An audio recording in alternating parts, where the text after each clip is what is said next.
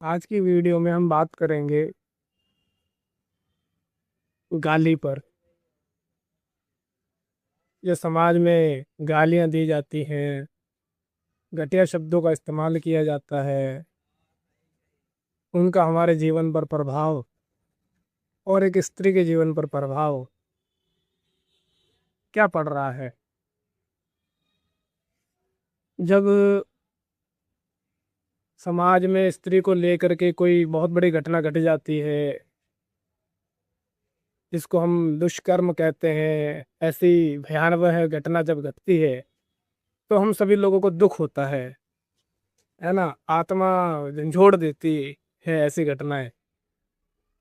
और हम दुख में भी मतलब विचलित भी हो जाते हैं काफ़ी। और कुछ समय तक वो दुख ताज़ा रहता है, लेकिन समय के साथ साथ एक अखबार में खबर की तरह, एक मीडिया में खबर की तरह वो आती है, और समय के साथ साथ वो खबर ठंडी हो जाती है। और प्रतिपल, प्रतिदिन, प्रति घंटा वैसी घटनाएं, नई नई घटनाएं होती रहती हैं। हमें लगता है कि अच्छा, वहाँ ये घटना घटी, ये बड़ी ताज़ी घटना है ना। और कुछ दिन बाद वो घटना गायब हो जाती है। क्या ऐसी घटनाएं समाज को कुछ संदेश दे पा रही हैं, सिखा पा रही हैं? मतलब एक व्यक्ति की जिंदगी चली जाती है खाई में, बर्बाद हो जाती है, लेकिन फिर भी समाज उससे ना कुछ सीख पा रहा है, ना कुछ जान पा रहा है। क्योंकि ऐसी घटनाओं का दोहराव बार बार बढ़ ही रहा है, घट तो नहीं रहा है। चाहे फिर सरकार कोई भी हो, चाहे फिर कानून व्यवस्था कैसी ही हो, ये घटनाएं क्या खत्म करने के लिए सिर्फ सिर्फ सरकार जिम्मेदार है? क्या कानून ही है जो इन घटनाओं को खत्म कर सकता है या रोक सकता है? हाँ, कानून ठीक है, ये कर सकता है कि अगर ऐसी घटना घट चुकी है तो उसको बहुत ही प्रभावी ढंग से और जल्द से जल्द जिस व्यक्ति ने ऐसी घटना को अंजाम दिया है उसको जल्द से जल्द उसकी सजा दी जाए। लेकिन क्या जिस व्यक्ति ने ऐसी घटना को अंजाम दिया है वही व्यक्ति एकमात्र दोषी है? वो तो परिणाम है समाज का। उसके साथ साथ हर वो व्यक्ति दोषी है जो व्यक्ति गाली से और घटिया शब्दों से स्त्री के स्त्रीत्व को गंदा करता है। क्या हमें उसको दोषी नहीं कहना चाहिए? जो व्यक्ति सामान्य सा तो दिखता है, लेकिन प्रति पल, प्रति समय वो अपने शब्दों में गालियों का इस्तेमाल करता है। वो गाली ही तो शुरुआत है उस घटना को अंजाम देने वाली।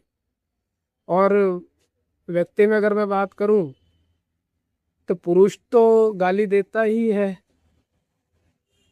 लेकिन उसके साथ साथ स्त्री भी तो गालियों का इस्तेमाल करती है।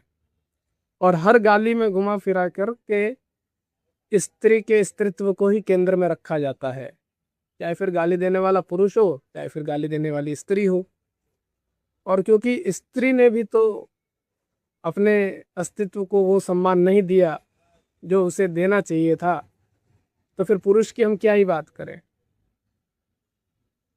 स्त्री खुद ही नहीं समझ पाई अपने अस्तित्व को, अपनी गरिमा को, अपने आत्मसम्मान को, इसलिए वो भी अगर गाली देती है तो वो स्त्री को ही केंद्र में रख करके गाली देती है। अब करना क्या चाहिए? करना ये चाहिए, या फिर करना ये चाहिए था हमें कि जब किसी घटना को अंजाम दे दिया गया है तो उस व्यक्ति को तो हम बहुत भयानक बुरी नज़रों से देखते ही हैं, लेकिन समाज में अगर ऐसा माहौल होता कि एक गाली देने वाले व्यक्ति को या घटिया शब्दों का इस्तेमाल करने वाले व्यक्ति को भी हम उसी ही बुरी नज़र से देखते, उसी शर्मिंदगी से देखते, तो शायद, और इतनी हैरानी से हम उसे देखते, तो ये गालियों का जो प्रचलन है वो इतना ना बड़ा होता। और इतनी भयानक घटनाएं, जिंदगी बर्बाद करने वाली, बहला देने वाली जो घटनाएं घटती हैं, वो घटनाएं ना घटी होती। बहुत सारी स्त्रियों की जिंदगियां शायद बच गई होती। अब आगे सोचिए हमें आगे क्या करना है। आगे क्या कर सकते हैं। यह विचार करने की ज़रूरत है कि हम समाज को किस दिशा में आगे बढ़ा रहे हैं। ये छोटी छोटी बातें हम बहुत सामान्य से लगती है हमारे को, लेकिन इसका प्रभाव तो बहुत गहरा दिखाई दे रहा है समाज में। गहरा प्रभाव और बहुत ही नकारात्मक और भयानक प्रभाव। हमें इसके बारे में सोचने की ज़रूरत है, विचार करने की ज़रूरत है। धन्यवाद।